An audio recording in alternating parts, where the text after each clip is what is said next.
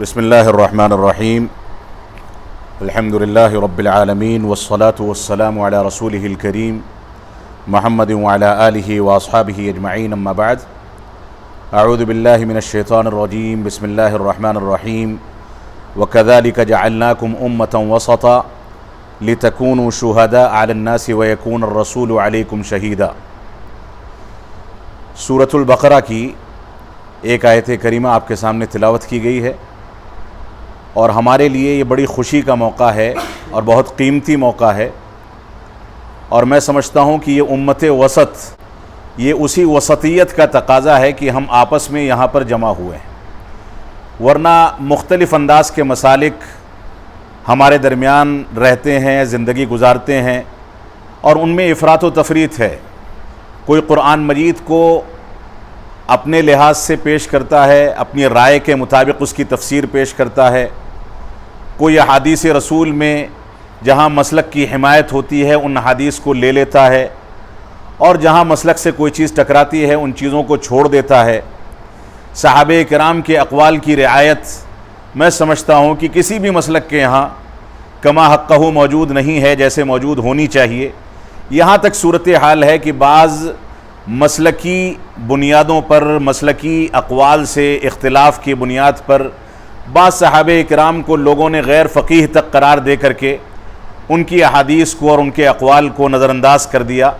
یہ ساری کی ساری افراط و تفریط کی شکلیں مسلمانوں کے مختلف مکاتب فکر کے اندر موجود ہیں، اور امت وسط جو ہے اس کا حقیقی حق ادا کرنے والی جو فکر ہے وہ سلفیت کی فکر ہے، اور اسی فکر اور اسی منہج اور اسی طریقے کو واضح کرنے کے لیے یہاں پر آج کا یہ درس رکھا گیا ہے کہ اعتدال اور وسطیت یہ سلفی منہج کا ایک طرِ امتیاز ہے، ایک خصوصیت ہے۔ یہاں پر کسی کا قول آ جائے، اپنے بڑوں میں سے کسی کی کوئی رائے یا فتویٰ آ جائے، یا اپنے بڑوں کی کسی انداز کی کوئی بات آ جائے، ان چیزوں کو قرآن و سنت اور صحابہ کرام کے اقوال پر اور منہج سلف پر تول لیا جاتا ہے، اور اس کو کسی بھی صورت میں تب تک قابل قبول نہیں سمجھا جاتا جب تک وہ چیزیں قرآن و سنت اور منہج سلف کے مطابق نہ ہوں۔ یہ طرِ امتیاز ہے، یہی وسطیت ہے۔ اور جو آیت کریمہ آپ کے سامنے تلاوت کی گئی ہے اس میں اللہ رب العالمین نے بالکل واضح کر دیا وَكَذَلِكَ جَعَلْنَاكُمْ أُمَّةً وَسَطًا، کہ ہم نے تم کو امت وسط بنایا ہے، لِتَكُونُوا شُهَدَاءَ عَلَى النَّاسِ وَيَكُونَ الرَّسُولُ عَلَيْكُمْ شَهِيدًا۔ اللہ رب العالمین نے واضح کر دیا کہ اس وسطیت کا سب سے بڑا فائدہ کیا ہے، افراط و تفریط سے ہٹ کر کے درمیانی راستہ اختیار کرنا، تاکہ تم اس درمیانی اور وسطیت کے راستے کو، اعتدال کے راستے کو اختیار کرنے کے نتیجے میں لوگوں پر گواہ بن جاؤ اور رسول تم پر گواہ بن جائیں۔ یہ لوگوں پر گواہ بننے کی ضمانت قرآن مجید نے اسی مسلک و منہج کو دی ہے جو مسلک و منہج صحابہ کرام کی تعبیرات کو دنیا کے سامنے پیش کرتا ہے۔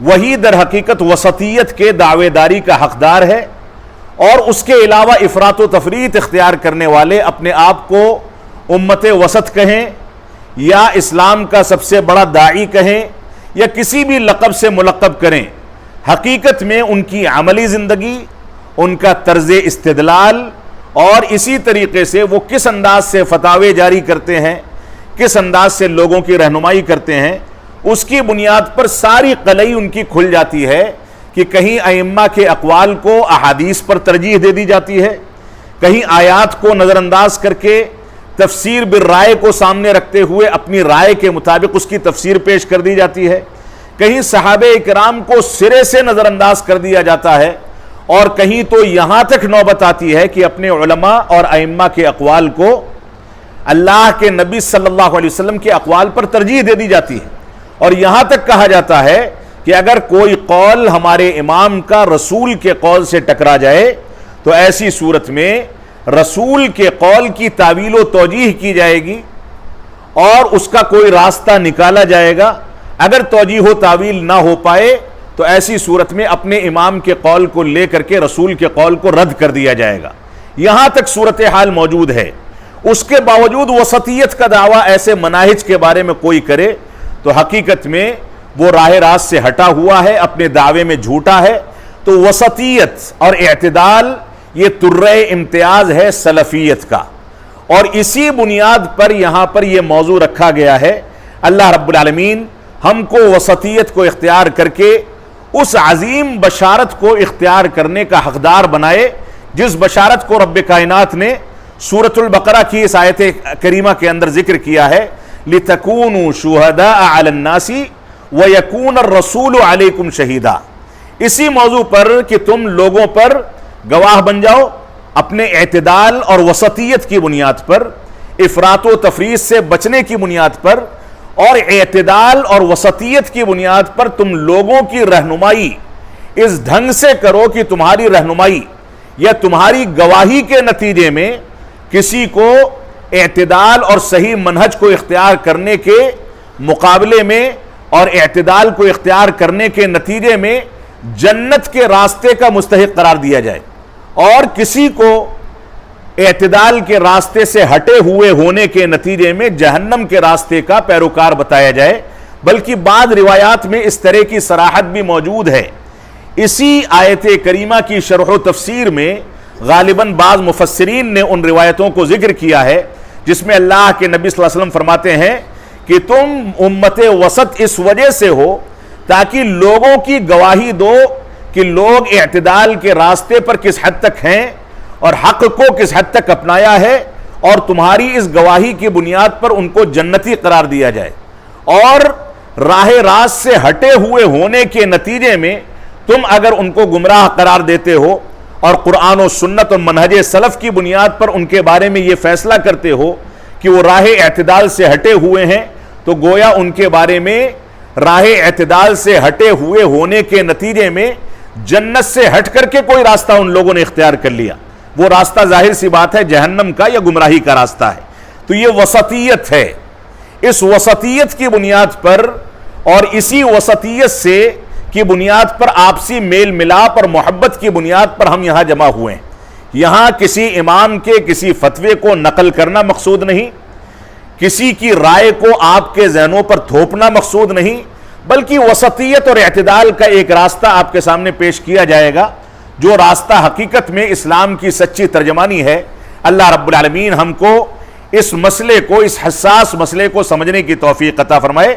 ہمارے لیے خوشی کی بات ہے کہ ہمارے سامنے فضلاء موجود ہیں، جامعہ اسلامیہ سنابل کے فاضل گرامی نوجوان عالم دین، معروف داعی جو بمبئی کے مشہور داعی ہیں اور اس سے پہلے بھی اسی مقام سے آپ کو خطاب کر چکے ہیں، ہمارے بڑے بھائی ابو عبداللہ عنایت اللہ سنابلی مدنی حفظہ اللہ، جنہوں نے جامعہ اسلامیہ سنابل سے فضیلت کی ڈگری لی اور اس کے بعد کلیت الحدیث الشریف مدینہ منورہ سے انہوں نے فراغت حاصل کی۔ میدان عمل میں وہ کام کر رہے ہیں، متون علمیہ پر بڑے پیمانے پر انہوں نے خدمات انجام دی ہیں، مناہج جدیدہ پر ان کی اچھی نظر ہے اور اس پر ان کے دروس و محاضرات بلکہ کتابیں بھی موجود ہیں، دسیوں اور بلکہ بہت ساری کتابوں کے انہوں نے ترجمے کیے ہیں، تالیفات اور موضوعات موجود ہیں، مقالات موجود ہیں۔ ان کی علمی شخصیت سے ہم کو بھرپور فائدہ اٹھانا چاہیے۔ محاضرے کے بعد سوال و جواب کا موقع بھی دیا جائے گا۔ اسی طریقے سے ہمارے فاضل گرامی جو کہ عقیدے میں پی ایچ ڈی کر کے جامعہ اسلامیہ مدینہ منورہ سے فارغ ہوئے ہیں، ہمارے بڑے بھائی دکتور ارقم رئیس، یہ بھی جامعہ اسلامیہ سنابل کے فارغ التحصیل اور اس کے بعد مدینہ منورہ سے انہوں نے دکتورا کیا ہے، یعنی پی ایچ ڈی کی ہے عقیدے میں۔ یہ بھی میں سمجھتا ہوں کہ ہندوستان کے دو معروف اور مشہور چہرے، مجھ کو یہ مبالغہ آرائی نہیں کرنی چاہیے ان کے چہروں کے سامنے، لیکن کیونکہ میں اس ادارے کا ذمہ دار ہوں اور ایک ادارے کا ذمہ دار اپنے طلبہ یا اپنے یہاں کے فارغین کا تعارف پیش کرتے ہوئے دلوں کو چوڑا کرتا ہے، اس کو خوشی ہوتی ہے، مسرت ہوتی ہے۔ اس وجہ سے اللہ رب العالمین کی شکر گزاری کے تقاضے کے تحت یہ تھوڑی سی باتیں میں نے آپ کے سامنے رکھ دی ہیں۔ دو فاضل یہاں موجود ہیں، اخیر میں سوال و جواب کا سلسلہ ہوگا۔ آپ کے ذہن میں کوئی اشکال ہے، کوئی سوال ہے تو اس کو آپ پیش کر سکتے ہیں۔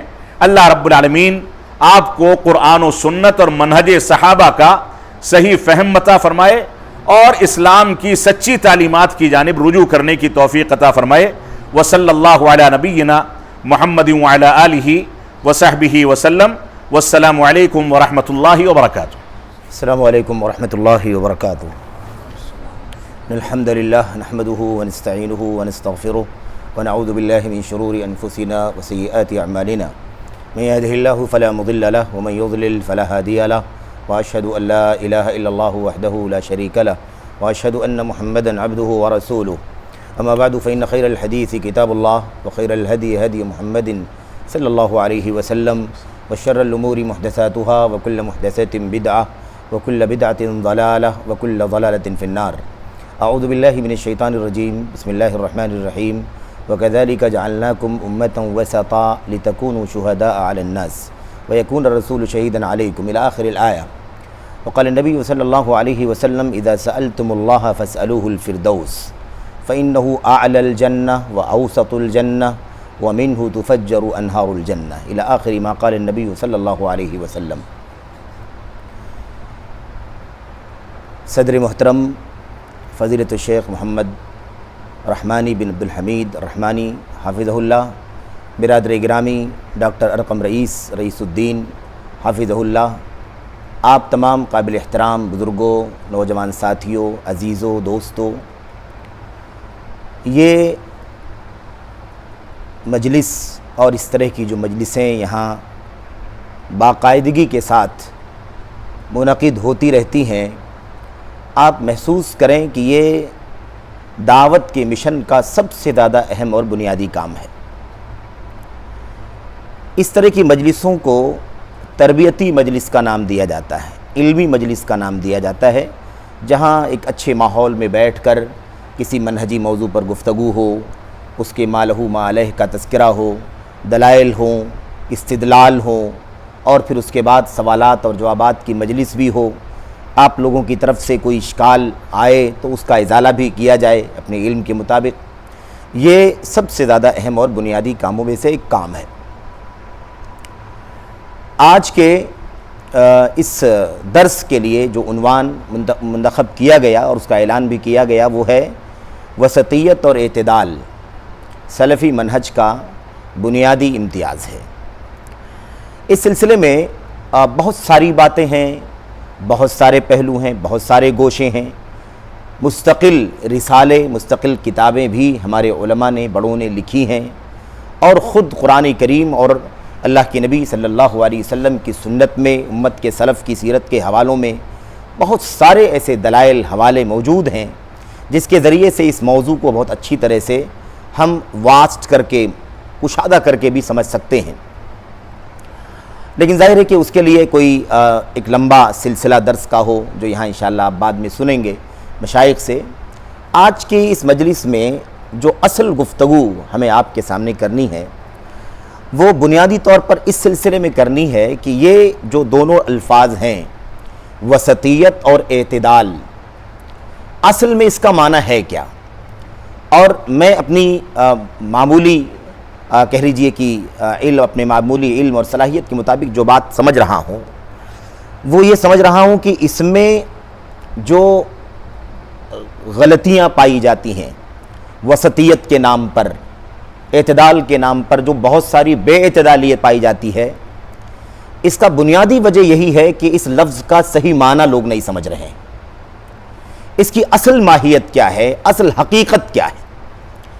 اور یہ آپ سمجھ سکتے ہیں کہ کسی بھی مسئلے میں یہ بات آتی ہے کہ اگر اصل نقطے کو نہ سمجھا جائے تو اس کی وجہ سے بہت ساری غلطیوں کا راستہ کھلتا ہے۔ حد بندی ضروری ہے، حد بندی ضروری ہے۔ دائرہ کسی لفظ کا معنی کہاں تک جاتا ہے، لفظی طور پر بھی اس کا معنی کہاں تک جاتا ہے، اور اس کے بعد وہ لفظ اگر شریعت کے اندر استعمال کیا جا رہا ہے اور شریعت کے اعلیٰ ترین موضوع سے لے کر چھوٹے سے چھوٹے مسئلے میں استعمال کیا جاتا ہے، تو ان تمام پہلوؤں پر وہ معنی شریعت میں کس طرح سے ہمیں لینا چاہیے۔ تو اعتدال اور وسطیت کا ایک تو لفظی معنی کیا ہوتا ہے، اور اس کے بعد شریعت کے اندر ایمان و عقائد، اللہ تبارک و تعالیٰ کی وحدانیت، الوہیت، ربوبیت، اسماء و صفات خاص طور پر، ان تمام موضوعات میں وسطیت کا لفظ سب سے زیادہ استعمال ہوتا ہے، سمجھ رہے ہیں، اسماء و صفات کے باب میں، اور اس کے بعد عبادات کے اندر بھی اعتدال کی بات آتی ہے، معاملات کے اندر اعتدال کی بات آتی ہے، اب باہمی رہن سہن اور آپسی تعامل کے اندر بھی اعتدال کی بات آتی ہے، پھر بین الفرق بین المذاہب بھی اعتدال اور وسطیت کی بات آتی ہے۔ الغرض کوئی گوشہ ایسا آپ کو نہیں ملے گا جہاں پر وسطیت کا لفظ، اعتدال کا لفظ استعمال نہ کیا جاتا ہو۔ اس کے علاوہ ایک بہت بنیادی چیز ہے، ہم لوگ بات کر رہے ہیں سلفی دعوت کا یا سلفیت کے مشن کا ایک بہت بڑا امتیاز ہے کہ اس کے اندر اعتدال اور وسطیت پائی جاتی ہے۔ اس لیے اللہ کے کلام کی یہ آیتیں ہیں، نبی کریم صلی اللہ علیہ وسلم کی حدیثیں ہیں، سلف امت کے اقوال ہیں، ان کے آثار ہیں، ان سے مسائل کا استنباط کرنا، ان سے دلیل پکڑنا اور دلیل پکڑ کر کے اس سے نتیجہ نکالنا، اس میں بھی اعتدال کا اور وسطیت کا لفظ بہت زیادہ استعمال ہوتا ہے۔ تو آپ یہ دیکھ رہے ہیں کہ یہ لفظی معنی اور اس کے بعد پوری شریعت میں اس کی رگوں میں، اس کی جڑوں میں داخل ہونے والا یہ لفظ یا داخل ہونے والے یہ الفاظ کتنی زیادہ اہمیت ہے اس بات کی کہ ہم سمجھیں اس لفظ کا معنی کیا ہے، اور جب لفظی معنی سمجھ میں آ جائے گا تو شریعت کے مختلف پہلوؤں میں یہ لفظ کس کس معنی میں استعمال ہوتا ہے۔ یہ جب تحدید اس کی ہو جائے گی تو پھر اعتدال کا لفظ بے اعتدالی کے ساتھ استعمال نہیں کیا جائے گا، وسطیت کا لفظ وسطیت سے نکل کر کے استعمال نہیں کیا جائے گا۔ بات جو خلاصے کی ہے وہ یہ ہے کہ آج جو حالات ہیں جو ہم نظر ڈالتے ہیں، اور میڈیا کے اس دور میں سمجھتا ہوں کہ کوئی چیز دور قریب کی رہ نہیں گئی ہے، ساری چیزیں قریب ہو گئی ہیں، تو اعتدال کا لفظ اور وسطیت کا لفظ جو ہے اس کا معنی سمجھنا سب سے زیادہ ضروری ہے، کیونکہ اعتدال کے لفظ سے ہی وسطیت کے نام پر ہی دنیا بھر کے فرقے، دنیا بھر کے مواقف، دنیا بھر کے سٹینڈز چل رہے ہیں۔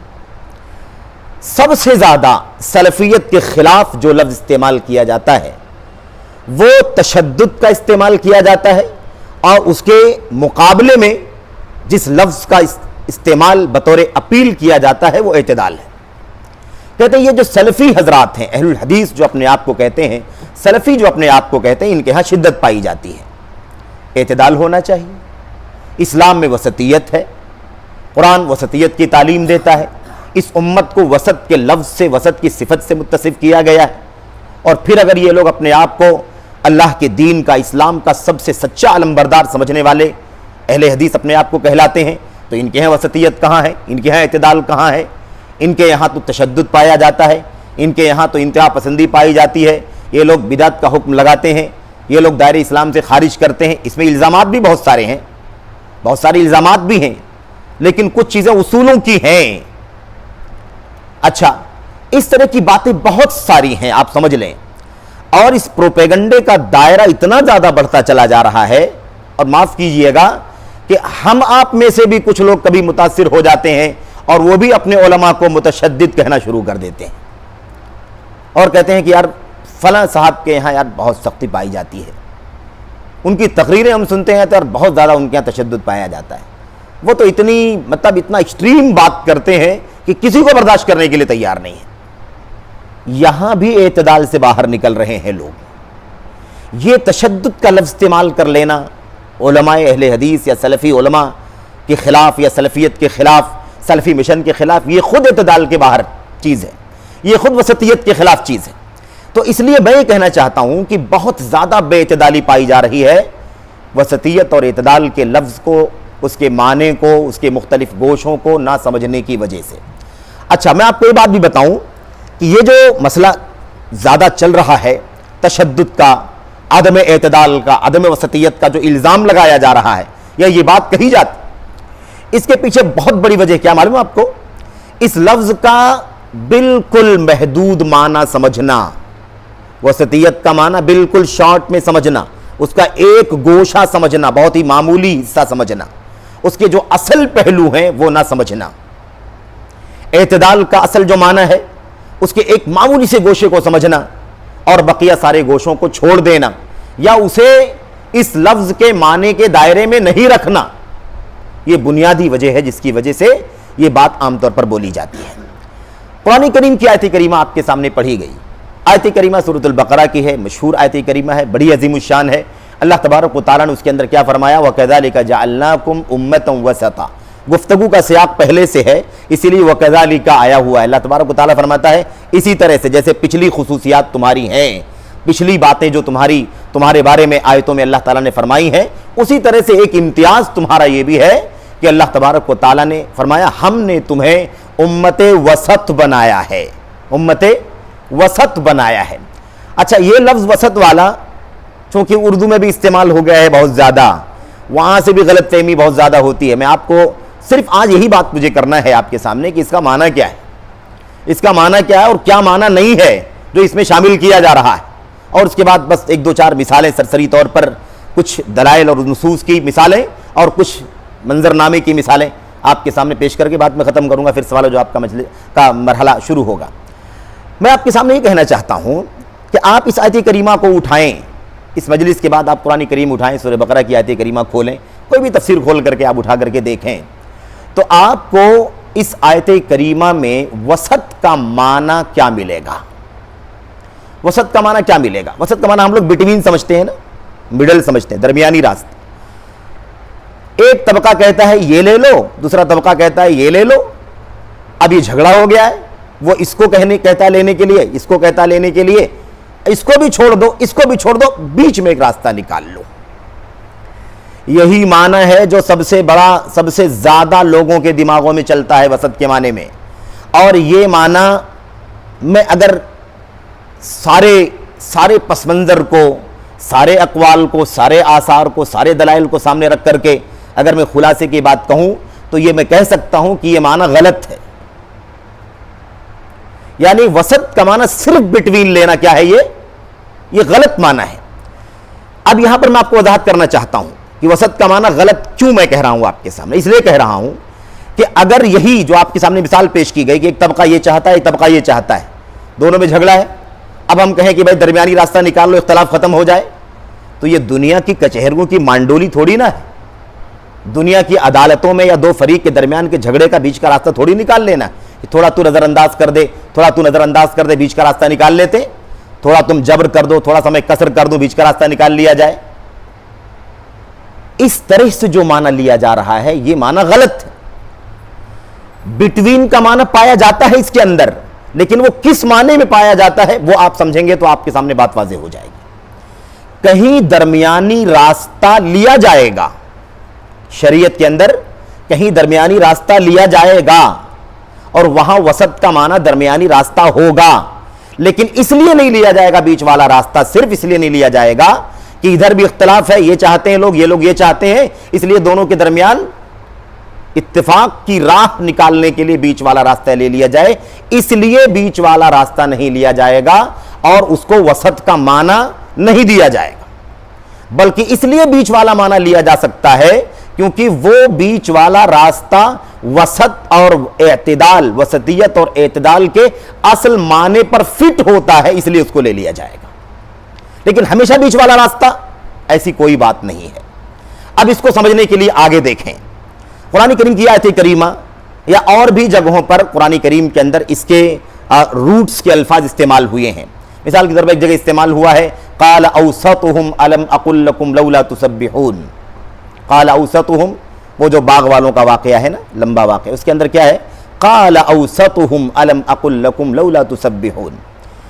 اور کفارے کے سلسلے میں جو قسم کا کفارہ ہے, اور وہی کہہ لیجئے کہ خیر کئی مسائل میں استعمال ہے وہ کفارہ, اس کفارے کے سیاق میں کیا آیا ہوا ہے من اوسط ما تطعمون اہلیکم او کسوتہم. یہ وسط کا لفظ جو ہے اسی سے یہ اوسط ہے, تفضیل کا صیغہ, افضل, یعنی افعل التفضیل کا صیغہ اس کی وزن پر ہے, افعال کی وزن پر یہ اوسط ہے. میں آپ کے سامنے واضح کرنا چاہتا ہوں, اور آپ بھی کھول کر کے ساری آیتوں کا ترجمہ دیکھیں, اس کے الفاظ کے معنی کو دیکھیں. آپ کو وسط کا معنی, اوسط کا معنی صرف درمیانی معنی لکھنے والا کوئی مفسر نہیں ملے گا, کوئی شارح نہیں ملے گا آپ کو کہ وسط کا معنی صرف یہ بتائے کہ اس کا معنی درمیانی راستہ ہے. سمجھ رہے ہیں نا کیا معنی ملے گا آپ کو؟ اسی معنی کو آپ دیکھیں گے وَكَذَلِكَ جَعَلْنَاكُمْ أُمَّةً وَسَطًا, ہم نے تمہیں وسط امت بنایا ہے. ترجمہ کیا ملے گا آپ کو, معنی کیا ملے گا آپ کو؟ خیرن و عدلن, ہم نے آپ کو بہترین امت بنایا ہے. سب سے خیر کا لفظ تفضیل کا لفظ ہے, یہ سب سے بہتر امت بنایا ہے. عدل, سب سے زیادہ عدل والی امت بنایا ہے, سب سے زیادہ عدل والی امت بنایا ہے. ایسے ہی آپ جب وہاں جائیں گے, الم اقل لکم لولا تسبحون قال اوسطہم, ان کے اوسط نے کہا. اب اگر عام معنی ہم لوگ لے لیں گے, پرسنٹیج والا معنی, تو کیا معنی بنے گا؟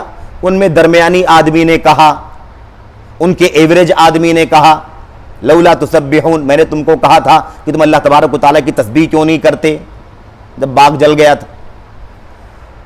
اوسطہم کا معنی یہ لینا کہ ان کے مڈل آدمی نے کہا, ایوریج آدمی نے کہا, یہ معنی بالکل نہیں ہے. کیا معنی ہے اس کا؟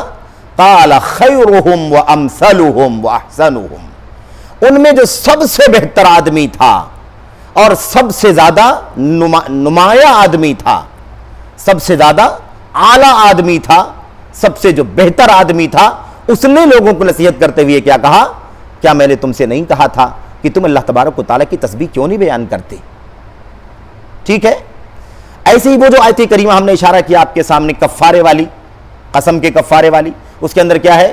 من اوسط ما تطعمون اہلیکم او کسوتہم, کھانا کھلاؤ یا کپڑا پہناؤ. کھانا کون سا کھلانا ہے؟ من اوسط ما تطعمون اہلیکم او کسوتہم. اس میں ایک معنی آپ کو ملے گا کہ وہ مڈل کھانا جو تم کھاتے ہو, ایوریج کھانا جو عام طور پر لوگ کھاتے ہیں, عام طور پر تمہاری جو عادت ہے کھانے کی, عام طور پر کھاتے ہو, وہ کھانا تم کھلاؤ. لیکن دوسرا معنی آپ کو کیا ملے گا مفسرین کے یہاں؟ سب سے بہتر جو تم کھاتے ہو وہ کھلاؤ, سب سے افضل جو کھاتے ہو تم وہ کھلاؤ, سب سے پسندیدہ اور مرغوب جو تم کھاتے ہو کفارے میں وہ کھلاؤ, یا ان کو کھانا یا ان کو کپڑا پہناؤ.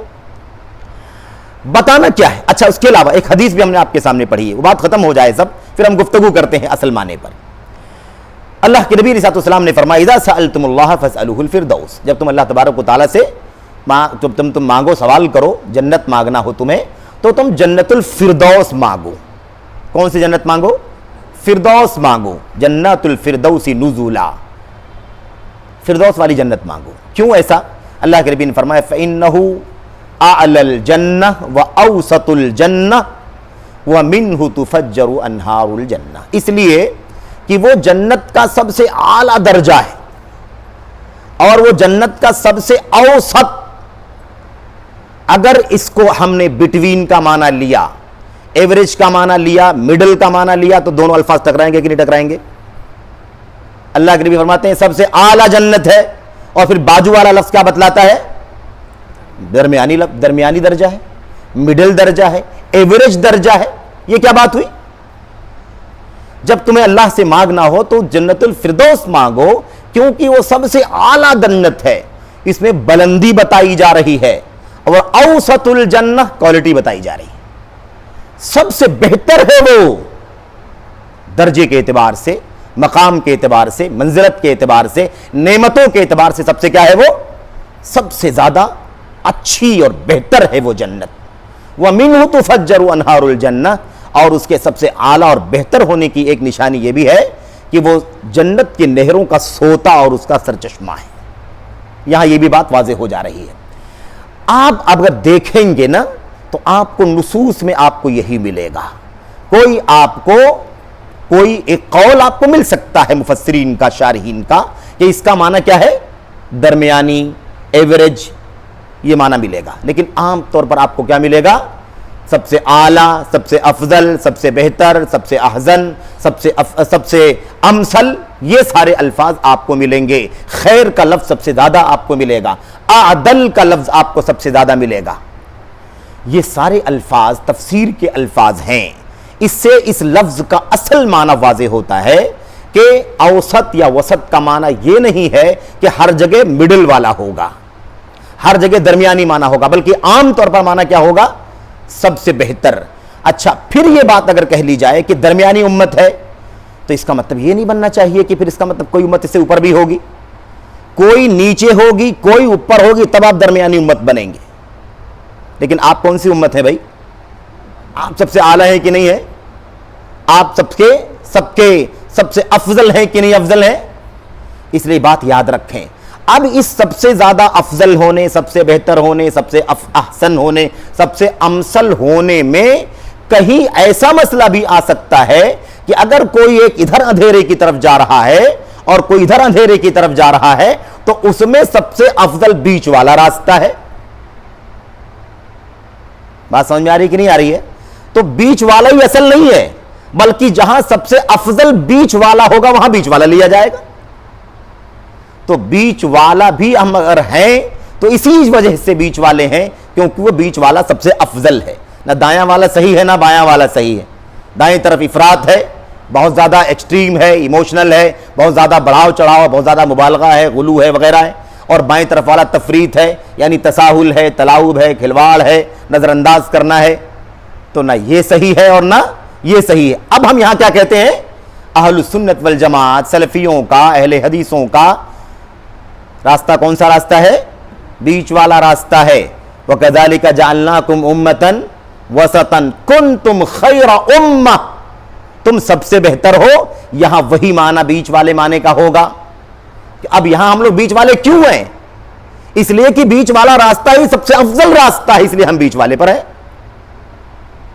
بات واضح ہوگی کہ نہیں واضح ہو گئی؟ اس لیے یہ نظریہ ذہن سے نکل جانا چاہیے کہ ہم درمیانی امت ہیں. اس کا معنی یہی ہے کہ ہر جگہ درمیانی رہیں. درمیانی کہاں ہیں ہم؟ جہاں یہ نوبت آتی ہے کہ دائیں طرف والا بھی غلط، بائیں طرف والا بھی غلط. وَقِيلَ طَرَفَيْ قَصْدِ الْأُمُورِ ذَمِيمٌ. وَقِيلَ طَرَفَيْ قَصْدِ الْأُمُورِ ذَمِيمٌ. کہتے ہیں مڈل والا راستہ، میانہ راستہ، اس کو چھوڑ کر کے ادھر والا کنارہ دونوں قابل مذمت ہے.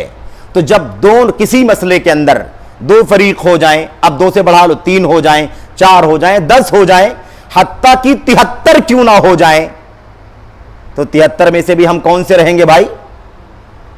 بیچ والا کہنا ہو کہہ سکتے ہو، لیکن بیچ والے کا معنی کیا ہوگا؟ سب سے افضل والا. نہ یہ فرقہ نہ یہ فرقہ نہ یہ فرقہ نہ یہ فرقہ، کوئی نہیں.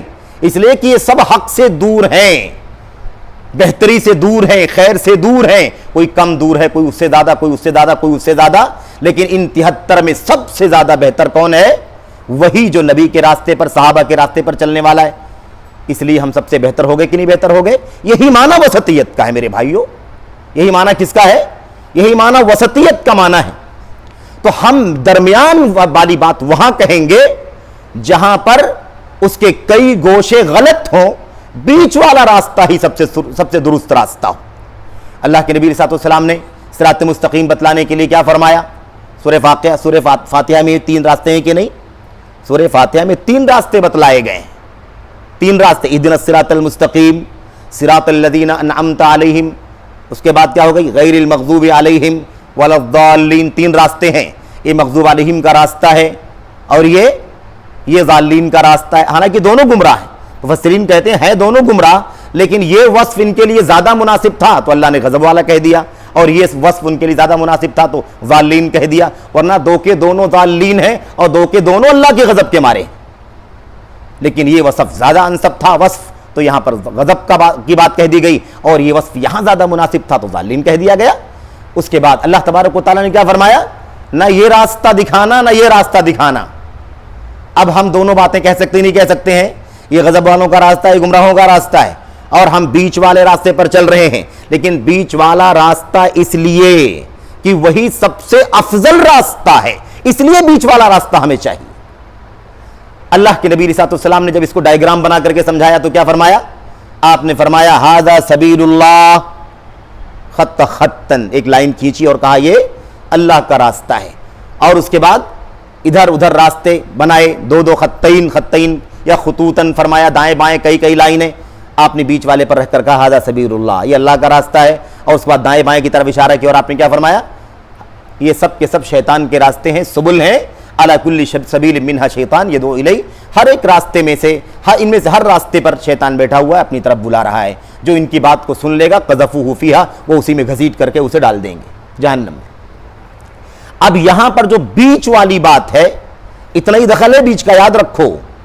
وسط کا معنی درمیانی صرف اسی معنی میں ہے کہ اگر حق بیچ میں ہے تو ہم بیچ والے ہیں، ورنہ جہاں حق ہے، جہاں سب سے افضل راستہ ہے، جہاں سب سے بہتر موقف ہے، جہاں سب سے زیادہ دلیلوں سے قریب ترین اسٹینڈ اور موقف ہے، عقیدے میں، عبادات میں، معاملات میں، اخلاق میں، سیاست میں، ہے نا، کسی بھی مسئلے میں، حلال و حرام میں، جہاں سب سے بہتر ہے ہم اسی راستے پر چلنے والے لوگ ہیں۔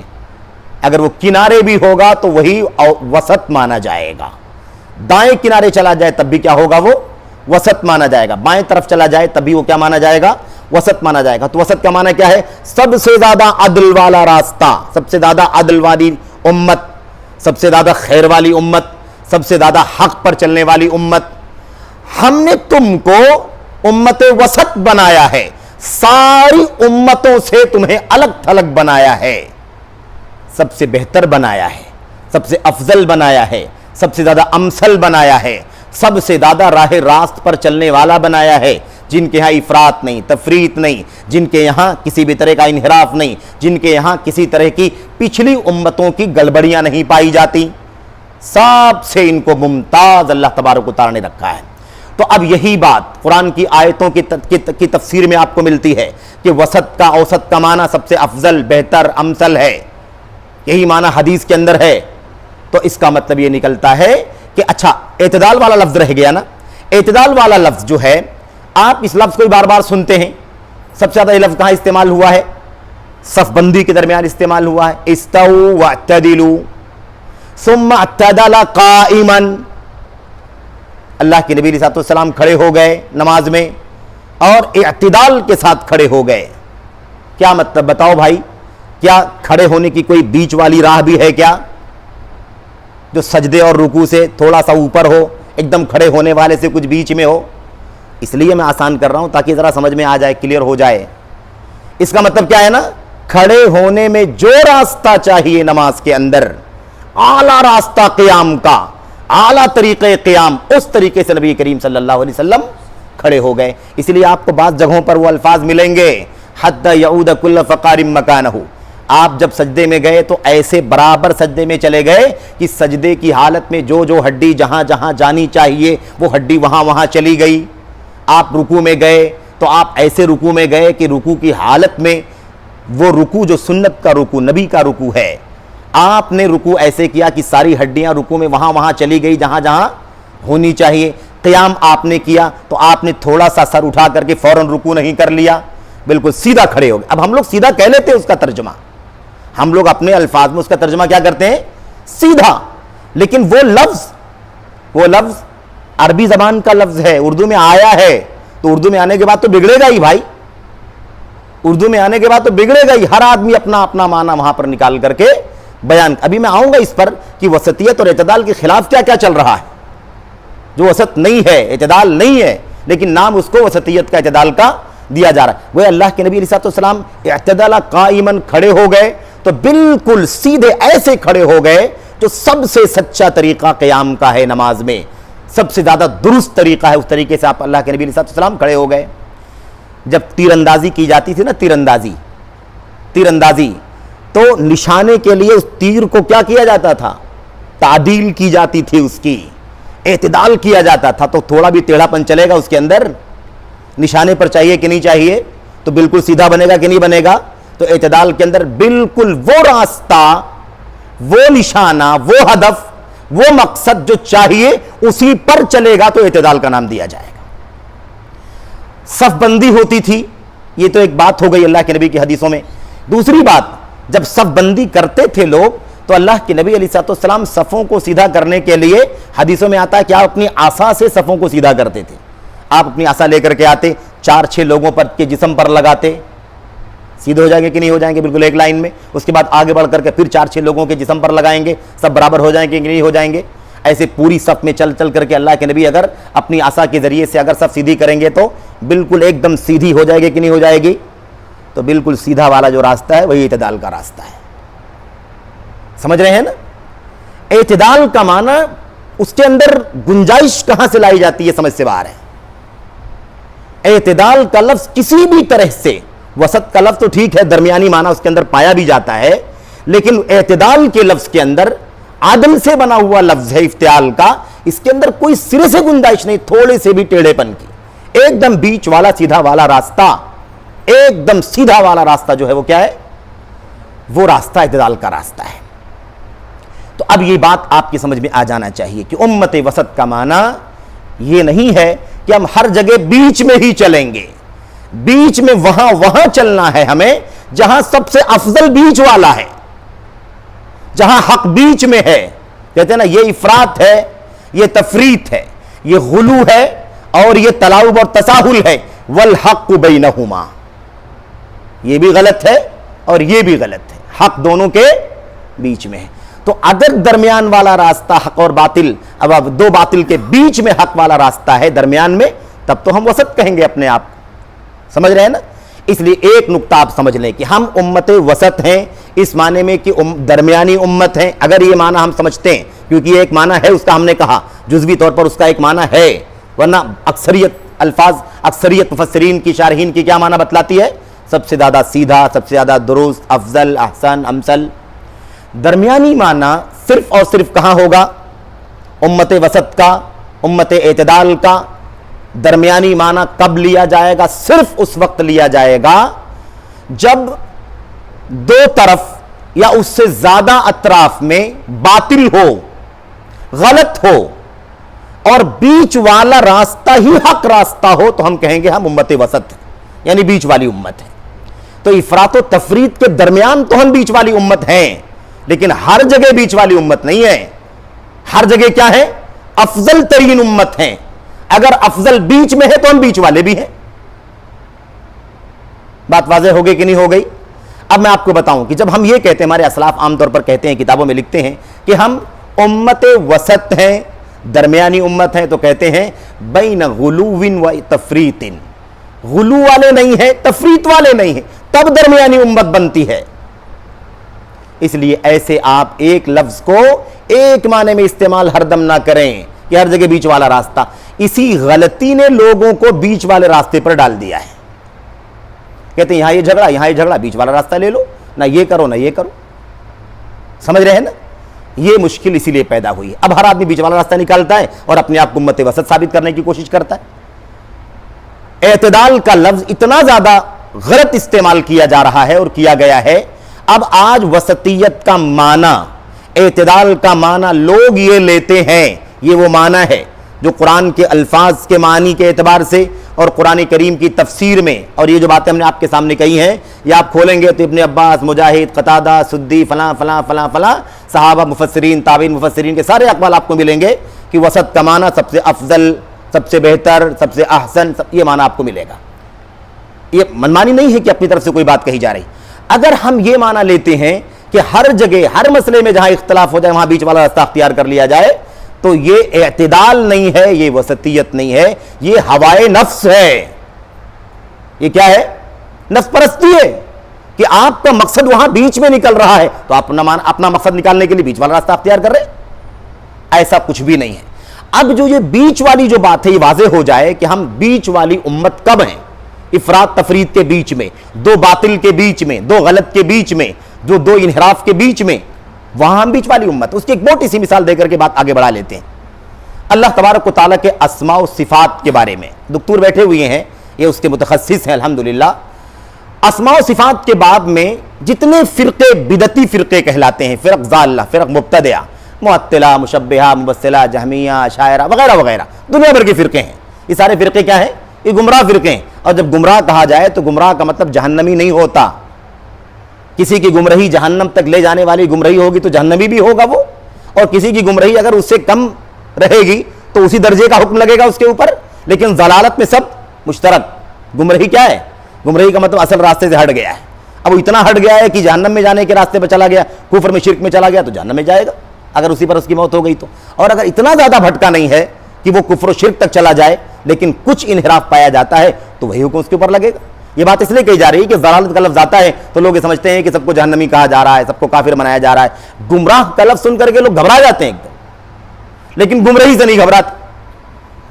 عجیب بات ہے۔ تو میں یہ کہہ رہا تھا کہ یہ جو فرق ضالہ ہیں، میں آپ کو بیچ والی ایک مثال دے رہا تھا کہ ہم درمیانی امت ہیں تو کب ہیں؟ جو اس کا ایک معنی بنتا ہے اس وقت جب باطلوں کے درمیان ایک حق ہو، تو ہم بیچ والی امت ہیں۔ اب اللہ تبارک و تعالیٰ کے اسماء و صفات کو ثابت کرنے کا وہ طریقہ جو اللہ کی کتاب میں ہے، نبی کی سنت میں ہے، صحابہ کرام، تابعین، تبع تابعین اور عقیدہ سلف کے جو علماء ہیں قدیم سے لے کر کے جدید تک آج تک، ان علماء کا جو موقف ہے، جو سلف کا موقف ہے، اس موقف کے مطابق اللہ کے اسماء و صفات کو ثابت کرنا یہ حق ہے، یہ وسط ہے، یہ عدل ہے، یہ حق و ثواب ہے، ٹھیک ہے۔ اس کے خلاف دو راستے اور ہیں۔ ایک راستہ ان لوگوں کا ہے جن لوگوں نے اللہ کے اسماء و صفات کا انکار ہی کر دیا، کہا کیسے ثابت کریں کہ اللہ تبارک و تعالیٰ کے ہاتھ ہے، ہاتھ تو ہمارے پاس بھی ہے، تو پھر اللہ تبارک و تعالیٰ بندوں کی طرح ہو جائے گا، ٹھیک ہے۔ کیسے ثابت کریں کہ اللہ سنتا ہے، اللہ دیکھتا ہے، اللہ علم رکھتا ہے، اللہ اترتا ہے، اللہ تبارک و تعالیٰ آتا ہے، کیسے مان لیں؟ یہ سارے کام تو ہم لوگ بھی کرتے ہیں، تو پھر اس کو ثابت کرنا غلط ہے، کہ اس کو ثابت کرنے کا مطلب یہ ہوتا ہے کہ اللہ تعالیٰ ہمارے جیسا ہے، یہ سارے کام ہم لوگ کرتے ہیں، یہ بھی ہم لوگ اللہ کے لیے بھی ثابت کریں گے تو وہی بات اللہ کے لیے ثابت ہو جائے گی، اور اللہ کی کتنی بڑی توہین کی بات ہے کہ اللہ تبارک و تعالیٰ کو اللہ کے بندوں کی طرح قرار دیا جائے۔ اس لیے ان تمام کا معنی ہم نہیں ثابت کریں گے۔ ایک راستہ یہ بنا لیا لوگوں نے، انکار، اللہ کے اسماء و صفات کا انکار، اسی کو تعطیل کہا جاتا ہے، نل کر دینا۔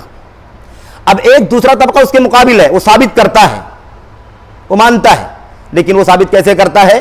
کئی طرح کی گڑبڑیوں کے ساتھ ثابت کرتا ہے، تشبیہ دے کر کے ثابت کرتا ہے، تشبیہ دے کر کے ثابت کرتا ہے، جیسے اللہ کا ہاتھ ویسے بندے کا ہاتھ، یا مثل ثابت کرتا ہے، بالکل سیم جیسے وہ ویسے وہ، یا کیفیت سے ثابت کرتا ہے کہ اس طرح سے اللہ تبارک و تعالیٰ کا ہوگا، اسی طرح سے اللہ تبارک و تعالیٰ کے بندگان کا بھی ہے۔ اب یہ دو راستے بہت سرسری طور پر، ورنہ بعض فرقوں نے بیچ کا راستہ اختیار کیا، بعض صفات کے بارے میں کہا یہ سمجھ میں آتا ہے، اس کو ثابت کیا جا سکتا ہے، اللہ تعالیٰ کے لیے ثابت کر دیا، اور بقیہ کے بارے میں کہا نہیں، یہ نہیں سمجھ میں آتا، کیسے ثابت کریں، تو اس کا انکار کر دیا۔ 7 صفات کو مانا، بقیہ صفات کا انکار کر دیا۔ اشاعرہ جو فرقہ ہے، اشعریہ جن کو ہم کہتے ہیں۔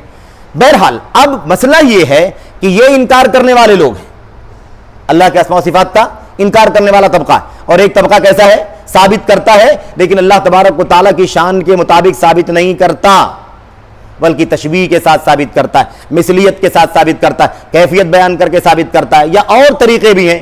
بعض لوگ ایسے ہیں الفاظ کو مانتے ہیں، کہتے ہیں معنی کو ثابت نہیں کریں گے۔ اللہ تبارک و تعالیٰ نے فرمایا خلقتہ بیدی، آدم کو میں نے اپنے دونوں ہاتھوں سے پیدا کیا، دونوں ید سے پیدا کیا، یعنی دونوں ہاتھوں سے۔ اب وہ کہتا ہے کہ لیکن ید اگر مانا، ید کا مانا اگر ہاتھ کریں گے تو بندے کے بھی پاس ہاتھ ہے، انسان کے پاس، جن کے پاس، حیوانوں کے پاس بھی ہاتھ ہے، اس لیے ید تو ہم مانتے ہیں لیکن ید کا مانا ہاتھ نہیں ثابت کرتے ہیں۔ پھر مانا کیا ہے؟ اللہ جانتا ہے اس کا مانا کیا ہے، اس کا مانا اللہ کے حوالے۔ ہم خالی یہ ثابت کریں گے اللہ نے اپنے دونوں ید سے آدم کو پیدا کیا، یہ بھی انحراف کا راستہ ہے۔ تو ایسے اور بھی راستے نکلیں گے۔ تو اب 1 2 3 4 5 10 20 جتنے بھی فرقے بن گئے ہوں، ان سب سے ہم الگ تھلگ ہیں۔ ہمارا راستہ کون سا ہے؟ نہ یہ انکار والا راستہ ہے اور نہ یہ غلط ثابت کرنے والا راستہ ہے۔ ہم اب یہاں ان دونوں کے بیچ والے راستے پر ہم کیا ہو جائیں گے؟ امت وسط ہو جائیں گے۔ یہ انکار کرنے والا ہے، ہم انکار کرنے والے بھی نہیں ہیں، اور یہ غلط ثابت کرنے والا، ہم غلط ثابت کرنے والے بھی نہیں۔ تشبیہ کے ساتھ میں ہم کیسے ثابت کرتے ہیں؟ اللہ تبارک و تعالیٰ کی سارے اسماء و صفات کو ثابت کرتے ہیں، ویسے ثابت کرتے ہیں جیسے اللہ کی شان ہے۔ جب اللہ کی ذات ہماری ذات سے کے مشابہ نہیں ہے، ہم مانتے ہیں، تو اللہ کی صفات اور اس کے نام ہمارے مشابہ کیسے ہو سکتے ہیں؟ جیسے اللہ کی ذات کسی کے مشابہ نہیں، ایسے اللہ کی صفات کسی کے مشابہ نہیں۔ جیسے اللہ کی ذات اس کی شان کے مطابق، ایسے اللہ تعالیٰ کی صفات اس کی شان کے مطابق۔ نہ ذات میں کوئی مشابہت ہے، نہ صفات میں کوئی مشابہت ہے۔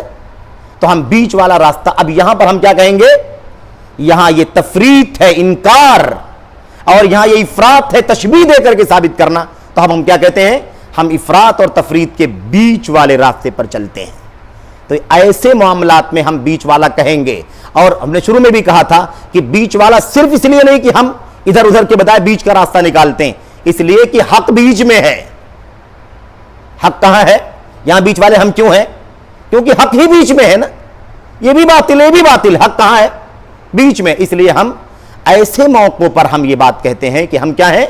ہم امت وسط ہیں، یعنی ہم درمیانی امت ہیں۔ تو جہاں باطلوں کے درمیان حق ہو وہاں ہم درمیانی امت ہیں، اس لیے کہ وہی سب سے افضل والا راستہ ہے، سب سے بہتر راستہ ہے، حق راستہ وہی ہے، اس لیے ہم لوگ بیچ والی امت ہیں اس مسئلے میں۔ ورنہ جہاں بیچ کا معاملہ نہیں ہوگا وہاں پر ہم حق والے راستے پر ہیں، چاہے وہ حق بیچ میں ہو، دائیں ہو، بائیں ہو، کہیں بھی ہو، یا کہیں کوئی بھی ماننے والا نہ ہو، تب بھی ہم کس پر چلیں گے؟ حق پر چلیں گے۔ تو امت وسط کا معنی یہ ہوتا ہے۔ اب میں آپ کو ایک دو باتیں اور آپ کے سامنے عرض کرنا چاہتا ہوں کہ دیکھیں اللہ کے نبی علیہ السلام کے دین کے اندر یہ تو ایک عقیدے کی مثال ہوئی اسماء و صفات کے باب کی، عبادات کے اندر بھی ہم درمیانی ہیں۔ ایک ہے جو عبادت سرے سے چھوڑ دے، اور ایک ہے جو عبادت ایسی کرے کہ پوری رات جاگتا رہے، ہمیشہ روزہ رکھے، شادی نہ کرے اپنے، ہے نا، عورتوں سے کنارہ کش ہو جائے۔ تو اب دونوں راستے غلط ہیں کہ نہیں غلط ہیں؟ وہ حدیث آپ جانتے ہیں، اسے اشارہ کرنا ہے۔ اللہ کے نبی نے کیا فرمایا تھا؟ آپ نے فرمایا تھا اصلی و ارقد، میں سوتا بھی ہوں اور نماز بھی پڑھتا ہوں، واصوم و افطر، نماز روزہ بھی رکھتا ہوں، کبھی نہیں بھی رکھتا ہوں، چھوڑ بھی دیتا ہوں، واتزوج النساء، اور عورتوں سے نکاح بھی کرتا ہوں۔ تم لوگ جو دو فریق بن گئے، دونوں غلط۔ ایک پوری رات جاگے، نماز پڑھتا رہے، سوئے ہی نہیں، غلط۔ اور ایک آدمی پڑھے ہی نہیں نوافل، وہ بھی غلط۔ سمجھ رہے ہیں نا؟ ایک آدمی روزہ رکھے ہی نہیں اور ایک آدمی مسلسل روزہ ہی رکھے، کبھی افطاری نہ کرے۔ سمجھ رہے؟ ایک آدمی شہوت ہی میں ڈوبا رہے اور ایک آدمی سرے سے نکاح ہی نہ کرنے کی بات کرے۔ تو ایسے موقع پر ہم بیچ والے ہیں۔ کیوں بیچ والے ہیں؟ راستہ نکالنے کے لیے نہیں، اس لیے کہ حق ہی بیچ میں ہے۔ حق کہاں ہے؟ بیچ ہے۔ سب سے افضل راستہ بیچ والا یہاں ہے، اس لیے ہم بیچ والے ہیں۔ ورنہ ہم امت خیار ہیں، امت عادل ہیں، امت احسن ہیں، یا امت امثل ہیں۔ یہ ہماری پہچان ہے، ہماری شان ہے۔ اس لیے اس بات کو یاد رکھیں۔ آج اس اعتدال اور وسطیت کے لفظ کا اتنا بیجا استعمال کیا جا رہا ہے۔ اب آج آپ کو بتاؤں میں، ایک مجلہ نکلتا ہے جنوبی ہندوستان سے، راہ اعتدال نام ہے اس کا، راہ اعتدال نام ہے۔ اب آپ کو بتاؤں میں، ایک ہے امت عدل، امت وسط، اور ایک ہے راہ اعتدال۔ دونوں الگ ہو سکتا ہے کبھی؟ جو امت وسط ہے میرے بھائی، اسی کی راہ تو راہ اعتدال رہے گی، کہ راہ اعتدال الگ رہے گی اور امت اعتدال الگ رہے گی؟ دونوں الگ کیسے کر سکتے ہیں آپ؟ الگ کرنے کا مطلب یہ ہوتا ہے کہ راستہ بھی الگ ہے۔ اب راہ اعتدال کا مطلب یہ نکالا جاتا ہے کہ سب کو ساتھ میں لے کر کے چلو۔ بدعات کے خلاف بولو گے تو ٹکراؤ پیدا ہوگا، فرقوں کے خلاف بولو گے تو ٹکراؤ پیدا ہوگا، ہے نا؟ عقیدے کے اندر انحرافات ہیں، اس پر نقد کرو گے تو اختلاف پیدا ہوگا۔ تقلید شخصی یا اندھی تقلید عامہ کے خلاف بات کرو گے تو انتشار پیدا ہوگا۔ اس لیے اعتدال کی راہ ہے کہ سب کو لے کر کے چلو۔ سب کو کیا کرو؟ سب کو لے کر۔ راہ اعتدال کا معنی برابری کا راستہ کہتے ہیں۔ ان کو بھی چلنے دو، ان کو بھی چلنے دو، ان کو بھی چلنے دو، ان کو بھی چلنے دو۔ یہ راستہ جماعت اسلامی والوں کا راستہ ہے، جن کے یہاں دین قائم کرنے کے نام پر حکومت اور سیاست قائم کرنے کی بات کا کام چلتا ہے، اور اس کے لیے وہ ہر پلیٹ فارم کے لوگوں کو اکٹھا کرنا چاہتے ہیں۔ اسلام کے نام لیوا فرقوں کو بھی اکٹھا کرنا چاہتے ہیں بلا تفریق، حتیٰ کہ غیر اسلام کی جتنے بھی ادیان اور ازم ہیں، ان سب کو بھی کہتے ہیں سب کے سب لوگ آ جاؤ، سب اکٹھا ہو جاؤ اور ایک نظام قائم ہو جائے گا۔ سمجھ رہے ہیں نا؟ یہی فکر، باطل فکر چل رہی ہے، جس کو راہ اعتدال کا نام دیا جا رہا ہے۔ یہی راہ اعتدال، اگر یہ لوگ صحیح معنوں میں اعتدال اور وسطیت پر چلنے والے ہوتے، جو امت کی صفت بیان کی گئی ہے، تو آپ بتائیے کہ امت وسط کہا ہے؟ اس امت کے لفظ کے اندر سب سے پہلا مخاطب کون ہے امت کا؟ صحابہ کرام ہیں کہ نہیں سب سے پہلے نمبر پر؟ تابعین ہیں کہ نہیں ہے؟ تبع تابعین ہیں کہ نہیں؟ ائمہ دین ہیں کہ نہیں اس کے اندر بالترتیب؟ اب مجھے بتاؤ کہ کیا صحابہ کرام کے ہاں خارجیت کی گنجائش تھی، رافضیت کی گنجائش تھی، تصوف کی گنجائش تھی، عقل پرستی کی گنجائش تھی، انکار حدیث کی گنجائش تھی؟ ان تمام چیزوں کی کوئی گنجائش نہیں تھی۔ کیا اندھی تقلید کی گنجائش تھی صحابہ کرام کے یہاں؟ ابن عباس نے کیا فرمایا؟ کسی نے کہہ دیا، نام لے لیا ابو بکر صدیق کا، عمر بن خطاب کا، تو کیا کہہ دیا؟ مجھے ڈر ہے کہ تم پر آسمان سے پتھروں کی بارش نہ ہو جائے۔ اقول قال رسول اللہ صلی اللہ علیہ وسلم وتقولون قال ابو بکر و عمر۔ بھائی وہی امت وسط ہے نا، وہی امت اعتدال ہے۔ اور تم نے راہ اعتدال کی بات کی ہے تو تم سب کو ہضم کیسے کرتے ہو؟ کیسے سنت کے خلاف تم بات ہضم کرنے کو تیار ہو؟ اندھی تقلید کو کیسے تم دین کے اندر روا سمجھتے ہو؟ صوفیت کو، رافضیت کو، خارجیت کو کیسے تم روا سمجھتے ہو؟ انکار حدیث کو تم کیسے روا سمجھتے ہو؟ صحابہ کرام کو گالی گلوچ دینے والوں کو تم کیسے قریب کرنا برداشت کر لیتے ہو؟ اس کا مطلب یہ امت وسط نہیں ہے، یہ راہ اعتدال جو نکالی جا رہی ہے وہ ایک راہ ہے، ورنہ وہ امت وسط کی راہ اگر ہوتی تو اس میں ان تمام چیزوں کی گنجائش نہیں ہے۔ سمجھ رہے ہیں نا؟ اب ایک بات، ایک لفظ اور میں جملہ آپ کے سامنے کہنا چاہتا ہوں، اگر کہیں کسی حد تک کسی چیز کی رواداری کی گنجائش ہے تو وہ بھی امت وسطیت کا حصہ ہے، اس کے ہم خلاف نہیں ہے، لیکن جہاں عقیدے کا مسئلہ، ایمان کا مسئلہ، سنت کا مسئلہ، منہج کا مسئلہ ہو وہاں پر بھی ہم راستہ نکالیں تو یہ امت وسط نہیں، امت اعتدال کا کام نہیں ہے۔ یاد رکھیں اس بات کو۔ آج اگر مثال کے طور پر کسی سے سوال کیا جائے اور معذرت کے ساتھ سوال کیا جائے کہ کیا ہم بریلویوں کے ساتھ دعوت کا کام کر سکتے ہیں، کیا ہم تبلیغیوں کے ساتھ دعوت کا کام کر سکتے ہیں، کیا ہم جماعت اسلامی کے ساتھ دعوت کا کام کر سکتے ہیں، اور اگر وہ دائی، وہ عالم جواب دیتا ہے کہ ہاں بالکل کر سکتے ہیں، اعتدال کی راہ پر چلنے کی ضرورت ہے۔ آج امت کو اعتدال کی ضرورت ہے، آج امت کو وسطیت کی ضرورت ہے، تو اس کا کیا معنی نکلے گا مجھے بتاؤ ذرا۔ پھر یہ چیز نظریاتی چیز نہیں ہے میرے بھائیوں، دعوت کی بات چل رہی ہے، پریکٹیکل معاملہ ہے کہ نہیں معاملہ ہے؟ یہ نظریے کی بات ہوتی ہے، نظریے تک رہ جاتی، پریکٹیکل کی چیز ہے۔ دعوت کا کام کیسے کریں گے؟ وہ آدمی قبر پرستی کی دعوت دے گا، آپ قبر پرستی کی مخالفت کریں گے، دونوں کیسے ساتھ میں دعوت کا کام کر سکتے ہیں؟ اس کا راستہ الگ ہے، اس کا راستہ الگ ہے۔ سمجھ رہے ہیں کہ نہیں سمجھ رہے ہیں؟ وہ اندھی تقلید کی دعوت دے گا اور آپ سنت کی دعوت دیں گے، کیسے دونوں ساتھ میں تقلید کیسے کام کر سکتے ہیں؟ وہ حکومت قائم کرنے، سیاست کرنے، دنگا کرنے، فساد کرنے اور تکفیر کرنے اور جاہلی معاشرہ قرار دینے کی بات کرے گا، اور آپ جو سنت کی راہ پر چل کر کے ان حقوق کا خیال کریں گے، آپ اس کے ساتھ دعوت کا کام کیسے کر سکتے ہیں؟ وہ صحابہ کرام پر طعن و تشنیع کرتا ہے اور آپ صحابہ کرام کو پیشانی پر سجاتے ہیں، کیسے دعوت کا کام کر سکتے ہیں؟ اور اس کو راہ اعتدال کا نام دینا، وسطیت کا نام دینا بدترین قسم کا ظلم ہے۔ یعنی سارے باطل کو گڈمٹ کر لیا جائے حق کے ساتھ اور کہا جائے اعتدال کا راستہ ہے۔ غلط ہے کہ نہیں غلط ہے؟ امت وسط کا پہلا مخاطب نبی کے سب سے پہلا مصداق کون ہے؟ اللہ کے نبی کے صحابہ تابعین ہیں۔ دیکھو ان کی زندگی کو، ہم تو بعد میں آئے 14 صدیوں کے بعد، اس امت کا حصہ بنے، لیکن پہلا طبقہ صحابہ تابعین کا ہے کہ نہیں ہے؟ وہ امت وسط ہے۔ دیکھو نا امت وسط کیسے رہی ہے۔ یہ راہ اعتدال جس کی آج بات کہی جا رہی ہے، کیا یہ راہ اعتدال ان کے یہاں پر تھا؟ تو یہ ایک نکالی ہوئی راہ ہے، اور اعتدال کے لفظ سے برابر سرابر کرنے کی بات کہی جا رہی ہے؟ نہیں، بالکل نہیں، اس کی کوئی گنجائش نہیں ہے۔ میں آپ کو آخری بات بتاؤں میں اس سلسلے میں کہ آپ یہ سمجھیں کہ راہ اعتدال کی جو بات ہے، وسطیت کی جو بات ہے، اس حوالے سے ایک بہت بڑا عجیب و غریب، وہ جو بیچ والی راہ کی بات تھی نا، درمیانی راہ کی بات، اس پر بات ہو چکی کہ حق ہے تو درمیان میں ہم ہیں، کوئی بات نہیں ہے، لیکن جو راستہ نکالنے کی بات کہی جاتی ہے، عجیب و غریب اعتدال پایا جاتا ہے لوگوں کے یہاں، عجیب و غریب وسطیت۔ آج افسوس کرنا پڑتا ہے کہ اہل حدیثیت کے نام پر، اہل حدیثوں کے بیچ میں رہنے والے بہت سارے لوگ جو برسوں سے اپنے آپ کو اہل حدیث بھی کہتے ہیں، عجیب افراط اور تفریط کا کام کر رہے ہیں، افراط و تفریط کا راستہ پکڑے ہوئے ہیں۔ وہاں پر اعتدال کی ضرورت ہے، وہاں پر بیچ والا راستہ چلنے کی ضرورت ہے، لیکن اعتدال اور بیچ والا راستہ کیا ہوگا اس سے، اس کے معنی سے بالکل غافل ہیں۔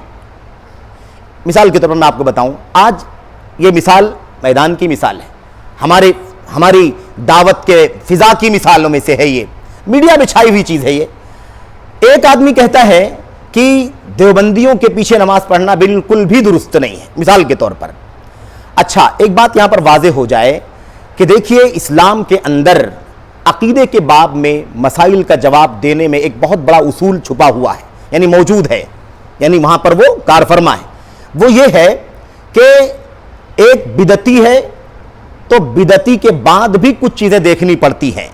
اس کی بدعت عقیدے کی بدعت ہے یا عمل کی بدعت ہے، یہ بھی دیکھنا ہوگا۔ بدعت ہے، عقیدے کی بدعت اس کے یہاں پائی جاتی ہے، تو اس کی وہ بدعت اس کی اپنی ذات تک ہے یا وہ اس کا پرچار بھی کرنے والا ہے، داعیہ ہے یا غیر داعیہ، یہ بھی دیکھا جاتا ہے۔ اس بدعت سے متعلق وہ بات کوئی اپنی روایت میں کہہ رہا ہے جس سے اس کی بدعت کی تائید ہو رہی ہے، یا الگ ٹاپک پر کوئی روایت کر رہا ہے؟ روایت کی بات میں کر رہا ہوں آپ کے سامنے. تو یہ اصول محدثین کے ہاں موجود ہے کہ بدعتی کی روایت کو لیا جا سکتا ہے کب، نہیں لیا جا سکتا ہے کب. سمجھ رہے؟ اس کے اندر یہ بھی چیز موجود ہے کہ وہ ظاہر میں ہے یا پوشیدہ ہے. اپنی ذات تک اس کا یہ ایک آدمی شیعت کا نظریہ رکھتا ہے لیکن وہ شیعت کا پرچار نہیں کرتا ہے، رافضیت کا نظریہ لیکن پرچار نہیں کرتا ہے، صوفیت کی اس کی سوچ ہے لیکن پرچار نہیں کرتا ہے. تو اب فرق ہے اس کے اندر جو پرچار کرتا ہے اور فرق ہے اس کے اندر جو پرچار نہیں کرتا ہے. اور یہ اندر بھی آپ معنی اس کا لیں، یعنی اپنے اندر بھی اس کا معنی لیں. ایک آدمی اہل حدیث کہلاتا ہے اپنے آپ کو، لیکن اس کے ہاں کوئی چھوٹا سا انحراف پایا جاتا ہے، کوئی چھوٹا سا انحراف پایا جاتا ہے. اگر کسی انحراف کے اندر وہ مبتلا ہے اور وہ انحراف ایسا ہے کہ اس انحراف پر وہ چلتا بھی اور پھیلاتا بھی ہے، تب تو ہم کہیں گے کہ یہ آدمی اہل حدیثیت سے باہر نکل چکا ہے. ٹھیک ہے، حجت قائم کرنے سمجھانے کے بعد. لیکن کبھی کبھی کیا ہوتا ہے، اس کا وہ نظریہ ہے لیکن وہ کبھی اپنی زبان سے باہر نہیں نکالتا، کبھی نہیں بولتا. بس وہ نجی مجلسوں میں لوگ جانتے ہیں کہ اس کا نظریہ ایسا ہے، تو ہم اس کو شیعہ نہیں کہیں گے، اس کو بدعتی نہیں کہیں گے، بلکہ کیا کہیں گے، وہ ہے اہل سنت میں سے لیکن اس کے یہاں تھوڑی سی شیعیت کی بو پائی جاتی ہے. کسی کو شیعہ کہنا، شیعی کہنا، اور کسی کو فیہ تشیع کہنا، فیہ بدعہ کہنا، فیہ انحراف، یہ فرق ہے دونوں کے اندر. تو جہاں گنجائش ہے جتنی، اتنی گنجائش کے تو ہم قائل ہیں اور وہ اعتدال کا حصہ ہے. لیکن جہاں گنجائش ہی نہیں ہے وہاں پر ہم بالکل اعتدال کے لفظ کو، وسطیت کے لفظ کو بدنام ہونے نہیں دیں گے. ایک طبقہ کہتا ہے دیوبندیوں کے پیچھے نماز پڑھنا بالکل ہی جائز نہیں ہے. ہم یہ کہتے ہیں بھائی اس کے اندر شرک پایا جاتا ہوگا، بدعت پائی جاتی ہوگی، اس کی کتاب میں لکھا ہوگا، اس کے علماء جو گزر چکے ہیں، دنیا سے جا چکے ہیں، ان کے ہاں لکھا ہوگا. لیکن یہ آج کا یہ 20 سال 25 سال کا نوجوان ہے اور کیا نام ہے، امامت کر رہا ہے، حافظ قرآن ہے. ہمیں کچھ نہیں پتا، اسے خود نہیں پتا کہ اس کے علماء کی کتابیں کون سی ہیں، اس کے علماء کی کتابوں میں عقیدہ کیا لکھا ہوا، اسے کچھ نہیں معلوم ہے. بلکہ وہ کوئی چیز ظاہر بھی کبھی نہیں کرتا. ہم کسی موقع پر، ہماری مسجد دور ہے، راستے میں ہم ہیں، سفر کے دوران ہیں، ہمیں کوئی مسجد نہیں مل رہی ہے. اب ایک مسجد مل رہی ہے، دیوبندیوں کی تبلیغی جماعت کی مسجد ہے، اور وہاں پر ہم نماز پڑھنے کے لیے مجبور ہیں کہ یہاں نماز پڑھ لیں، یا تو نماز نہ پڑھیں اور یا تو نماز پڑھ لیں کیونکہ مسجد مل رہی ہے. تو ہم یہ دیکھ کر کے کہ بھائی اس کی کوئی بدعت سامنے نہیں ہے، اس کا کوئی شرک ظاہر نہیں ہے، اور ہمارے لیے کسی مسجد کی مطلب اویلیبلٹی نہیں ہے، اس لیے ہم یہاں پر نماز پڑھ لیتے ہیں. اس کی گنجائش ہے، اس کی گنجائش ہے کیونکہ شرک ظاہر نہیں ہے، بدعت کھلا ہوا نہیں ہے، کتابوں میں ہوگا. سمجھ رہے ہیں نا؟ تو ہم یہ کہتے ہیں کہ ایسی صورت میں ہم نماز پڑھ لیں، اس میں کوئی حرج کی بات نہیں ہے. پرائرٹی ہماری مسجد، تلاش اپنی مسجد، ڈھونڈ کر کے اپنی مسجد میں جانا، یہ پہلا کام ہے. ایسی کوئی سچویشن آ جائے کبھی تو یہاں نماز پڑھ لو، کیونکہ یہاں پر کوئی شرک بدعت ظاہر نہیں ہے. جہاں ظاہر ہے وہاں نہیں پڑھنا. بات سمجھ میں آ رہی کہ نہیں آ رہی ہے؟ وہاں وہ بھی نہیں کرنا ہے، نہیں پڑھنا مجبوری میں بھی. اب ایک طبقہ کہتا ہے کہ نہیں، بالکل بھی گنجائش نہیں ہے، ان کی کتابوں کے اندر یہ ہے، ان کے علماء نے یہ لکھا، انہوں نے یہ لکھا. ہم بھی اس چیز کو جانتے ہیں لیکن بات اس کی نہیں ہو رہی ہے. اور میں آپ کو پریکٹیکل واقعہ بتلاؤں کہ ایسے ہی کسی مسجد کے امام سے اختلاف ہو گیا، اور ہم نے اس سے طالب علمی کے زمانے کے بعد جب یہاں زیر تعلیم تھے جامعہ میں، سنابل میں، اس وقت چھٹیوں میں امام صاحب، مسجد کے امام صاحب سے فجر کی نماز میں بات ہوئی، اور ہم نے کہا کہ آپ کی کتابوں میں یہ سب لکھا ہوا ہے اور آپ لوگوں کے عقیدے درست نہیں ہے.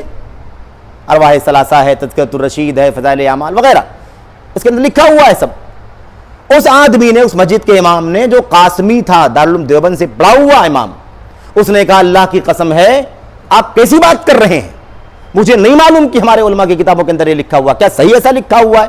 ہم نے کہا آپ کو کتاب لا کر کے دے دیتے ہیں، آپ دیکھ لیجئے، یا آپ اپنی لائبریری میں جائیے، کھول کر کے دیکھ لیجئے. اس نے کہا مجھے دیکھنے کا تو موقع نہیں ہے، لیکن یہ ہمارا عقیدہ نہیں ہے اور ہم نہیں جانتے کہ ہماری علماء کتابوں میں لکھا ہوا ہے، اور اگر واقعی یہ عقیدے ہماری کتابوں میں لکھے ہوئے ہیں تو میں ان سے برات کا اظہار کرتا ہوں، میں نہیں مانتا. اب ہم اس کو تھوپیں کہ نہیں تو بدعتی ہے، تو مشرک ہے، اور تیرے پیچھے نماز نہیں ہوگی، کیا یہ درست ہوگا؟ مجھے بتاؤ ذرا، درست ہوگا؟ نہیں درست ہوگا نا. اس لیے اس چیز کو سمجھنے کی ضرورت ہے کہ اس کی گنجائش ہے دین کے اندر. اچھا، یہی لوگ جو اتنی شدت برتتے ہیں، یہی لوگ رواداری کے نام پر، اعتدال کے نام پر، وسطیت کے نام پر یہاں اتنا زیادہ ایموشنل، اتنا زیادہ تشدد، اور دوسری طرف وہ سب کو سلفی ثابت کرنے کی کوشش کرتے، سب کو کیا ثابت کرنا چاہتے ہیں؟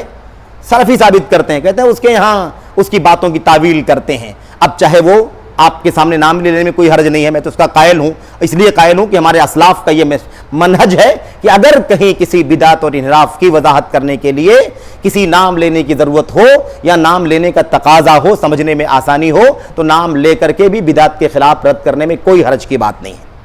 معبد جوہنی کا نام لے کر کے رد کیا گیا، صالح عیسیٰ کا نام لے کر کے رد کیا گیا، ایسے اور کتنے ایسے بدعتی ہیں جن کا نام لے کر رد کیا، حسین کرابیسی کا نام لے کر کے رد کیا گیا، سمجھ رہے ہیں نا؟ ایسے بہت سارے لوگ ہیں، حارث محاسبی کا نام لے کر کے رد کیا گیا، بہت سارے ایسے نام ہیں۔ بہرحال تو خلاصے کلام یہ ہے کہ آج یہ عجیب و غریب انداز کی سلفیت، بیچ والا راستہ اعتدال کے نام پر لوگوں نے پکڑا ہوا ہے کہ ایک طرف اتنا زیادہ تشدد کہ دیوبندی کے پیچھے نماز پڑھنا جائز نہیں کسی بھی حالت میں، اور دوسری طرف وہ فکر جو انحراف کی فکر ہے نا، چاہے وہ مثال کے طور پر حسن بننا کی فکر ہو، اخوانیت کی فکر جس کے اندر صوفیت پائی جاتی ہے، خروج پایا جاتا ہے، بدعت پائی جاتی ہے، سنت سے دوری پائی جاتی ہے، علم سے علماء سے بیزار کرنے والا منہج پایا جاتا ہے، سمجھ رہے ہیں؟ میلاد کا جشن منانے والے خود ہیں حسن بننا، سمجھ رہے ہیں؟ 20 کلو 2 3 4 گھنٹے پیدل چل کر کے ننگے پاؤں قبر اور مزاروں کی زیارت کرنے والے لوگ ہیں، میلاد کے موقع پر شرکیہ بدعت والے اشعار پڑھنے والا، ان کا خود اپنا عقیدہ موجود ہے۔ ایسے لوگوں کی تعویل کرتے ہیں، کہتے ہیں کہ نہیں کچھ انحراف رہے ہوں گے، کچھ مسائل میں اختلاف رہا ہوگا، لیکن ان کو بائیکاٹ کرنا، ان کے خلاف باتیں کرنا، ان کے خلاف تردید کی یا مثال کے طور پر تنقید کی بات کرنا یہ درست نہیں ہے، سمجھ رہے؟ پاکستان کی وہ مشہور جو داعیہ بہت زیادہ فیمس ہے، اس کے بارے میں عام طور پر دفاع کرنے پر لوگ لگے رہتے ہیں، اس کو ثابت کرنا چاہتے ہیں کہ وہ سنت اور اہل حدیثیت کا اس کے اندر خون دوڑ رہا ہے۔ میرے بھائیوں، میرے بزرگوں، افسوس کے ساتھ کہنا پڑتا ہے کہ بھئی اس کے والد برسوں تک جماعت اسلامی کے امیر رہے ہیں، آج بھی اس کی اپنی ویڈیوز آڈیوز کو آپ دیکھیں گے تو سنت کا جو راستہ ہے تفسیر کرنے میں اس سے انحراف کھلا پایا جاتا ہے۔ میرے بھائیوں، آپ کو میں کیا بتاؤں، بہت صراحت کے ساتھ اس خاتون نے اپنی سوال کے جواب میں کسی کے سوال کا جواب دیتے ہوئے کہا، تفسیر کرنے میں ایک تفسیر کی کتاب پر اکتفا کرنا درست نہیں ہے، آپ کے پاس کئی تفسیر کی کتابیں ہونی چاہیے، اور آپ کے لیے یہ بھی درست نہیں ہے کہ آپ فرقوں کی تفریق کر کے تفسیر کی کتابیں نہ اٹھائیں، کہیں کہ یہ تبلیغی جماعت کی تفسیریں نہیں لیں گے، یہ شیعوں کی تفسیریں نہیں لیں گے، یہ بریلویوں کی تفسیریں نہیں لیں گے، نہیں، ساری تفسیروں کو لے کر کے آپ تفسیر کریں۔ یہ سنت کا راستہ ہے میرے بھائیوں، یہ اہل حدیث کا راستہ ہو سکتا ہے، لیکن اس کے باوجود کیا ثابت کرنے کی کوشش کی جاتی ہے؟ خالص اہل حدیث، اور بات بہت ساری ہے، واقعات بتانے کی ضرورت نہیں ہے اور نہ اپنا طریقہ ہے، لیکن بطور اشارہ آپ بات کو سمجھیں کہ امت وسط کا معنی کیا ہوتا ہے۔ اعتدال کا معنی سب کو ہضم کر لینا نہیں ہوتا، اعتدال کا معنی وہ بیچ والا اصل راستہ جو حق راستہ ہے۔ بیچ والا کیوں کہتے ہیں معلوم آپ کو؟ بیچ والا بار بار زبان پر اس لیے لایا جاتا ہے کیونکہ سنت کی جو مثال ڈائیگرام کے ذریعے اللہ کے نبی نے بتلائی ہے، اس کی تشبیہ، اس کا طریقہ یہی تھا کہ اصل حق راستہ بیچ میں ہے، ادھر ادھر دائیں بائیں کے راستے گمراہی کے راستے، اس لیے بات بیچ میں آ جاتی ہے، لیکن ہر جگہ بیچ والا راستہ نکالنا تو پھر کیسے ہو جائے گا؟ وَيُرِيدُونَ أَن يَتَّخِذُوا بَيْنَ ذَلِكَ سَبِيلًا، وہ غلط، وہ کیا ہے؟ وہ غلط ہے کہ ادھر کو اختلاف چل رہا ہے تو بیچ والا راستہ نکال لیا جائے، تو یہ طریقہ درست نہیں ہے۔ وسطیت کا، اعتدال کا یہ معنی ہے، اس کا سرسری تذکرہ ہم نے آپ کے سامنے کیا ہے، اور ایسی بہت ساری۔ اچھا، ایک اور بات میں ذکر کر کے بات میں آگے ختم کروں، ایک اور عجیب و غریب، یہ اپنے ماحول کی بات ہے، یہی افراط تفریط والی بات۔ ایک طبقہ آپ اچھی طرح جانتے ہیں، ایک طبقہ ہمارے بیچ میں ایسے لوگوں کا ہے، اور یہ علم کی مجلس ہے نا، اس لیے یہ بات خاص طور پر اپنے مقصد کی ہے، کام میں آنے والی ہے۔ ایک طبقہ ایسے لوگوں کا ہے جو یہ کہتا ہے کہ پورے ہندوستان میں کوئی ایسا سلفی عالم، اہل حدیث عالم ہے ہی نہیں جس سے علم حاصل کیا جائے۔ اب وہ بیچارہ میڈیا کے اس دور میں یہ بات بول پا رہا ہے، اسے 50 سال پہلے اگر یہ بات پوچھتے تو وہ کیا جواب دیتا کہ پھر ہندوستان میں کوئی عالم نہیں ہے تو پھر کہاں سے علم حاصل کریں، ہم جائیں تو کہاں جائیں؟ نہ کسی عالم کے نام کا پتہ، نہ کسی کے ایڈریس کا پتہ، نہ کسی کی ویب سائٹ کا پتہ، نہ کسی کے چینل کا پتہ، تو کس سے علم حاصل کریں؟ میرے بھائی بتاؤ ذرا، لیکن آج میڈیا کا تو آدمی یہ بات کہہ رہا ہے آسانی کے ساتھ کہ ہندوستان بھر میں کوئی عالم نہیں جس سے علم حاصل کیا جائے. اور تفریط ایسی پائی جاتی ہے کہ ہر ایرے گہرے نتھو کھیرے جاہل جپاٹ آؤٹ سائڈرز کو اپنا اپنا امام پیشوا مفتی اور علامہ بنا کر کے لوگ کھڑا کیے ہوئے ہیں. تو یہ تفریط اور افراط کی ایک بہت زندہ مثال ہے علم کے باب میں کہ ایک طرف ایسی تفریط کہ ہر آؤٹ سائڈر کو ڈاکٹر ہے انجینئر ہے نا فلاں ہے میدان علم کے لوگ نہیں ہیں لیکن سب کو کیا بنا لینا, اس سے علم حاصل کرنا, اس کی کتابیں پڑھنا, اس کے چینل کو دیکھنا, اسے مسائل پوچھنا. اور یہ جو مسائل فقہی مسائل نہیں, امت کے قیادی مسائل پوچھنا, امت کے سٹینڈ والے مسائل جس کو نوازل کہا جاتا ہے, جس کے لیے چوٹی کے علماء کی ضرورت ہے, کبار علماء ایسے مسائل میں بھی ان سے رجوع کرتے ہیں اور ان سے مطمئن ہو جاتے ہیں.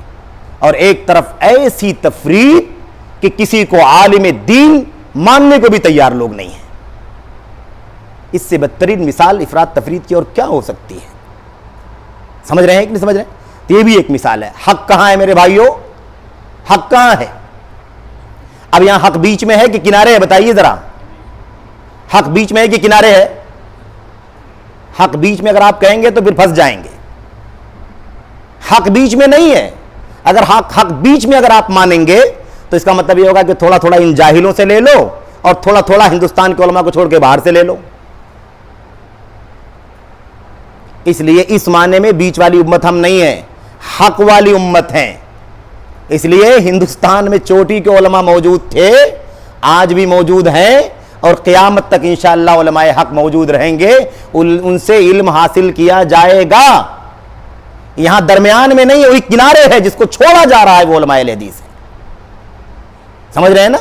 تو یہاں دائیں والا راستہ بھی غلط, بیچ والا راستہ بھی غلط. کون سا راستہ صحیح ہے؟ ہاں, کنارے والا راستہ صحیح ہے, جن کو کہا جا رہا ہے کہ ہندوستان میں کوئی عالم اہل حدیث نہیں جس سے علم حاصل کیا جائے. اس لیے وسطیت صرف بیچ والے کا نام نہیں ہے. جہاں ایسا معاملہ ہو کہ بیچ میں حق ہے وہاں بیچ والا راستہ ہے, ورنہ اب سب سے بہتر راستہ جو ہے وہ وسطیت کا راستہ ہے. بہرحال اللہ سے دعا ہے, اللہ تبارک و تعالیٰ سے دعا کرتے ہیں کہ اللہ عز و جل جو کچھ ہم نے کہا ہے اللہ تعالیٰ ہم سب کے لیے نفع بخش بنائے, مفید بنائے. اس میں جو کچھ درست ہے وہ اللہ کی طرف سے ہے اور جو کچھ غلط ہے باطل ہے وہ شیطان کی طرف سے, میری طرف سے. میں اللہ تبارک و تعالیٰ سے استغفار کرتا ہوں, تائب ہوتا ہوں. اللہ تعالیٰ ہم سب کو حق راہ پر چلنے کی توفیق عطا فرمائے. آمین یا رب العالمین. صلی اللہ وسلم وبارک علی نبینا محمد وعلی آلہ وصحبہ اجمعین. والسلام علیکم ورحمۃ اللہ وبرکاتہ.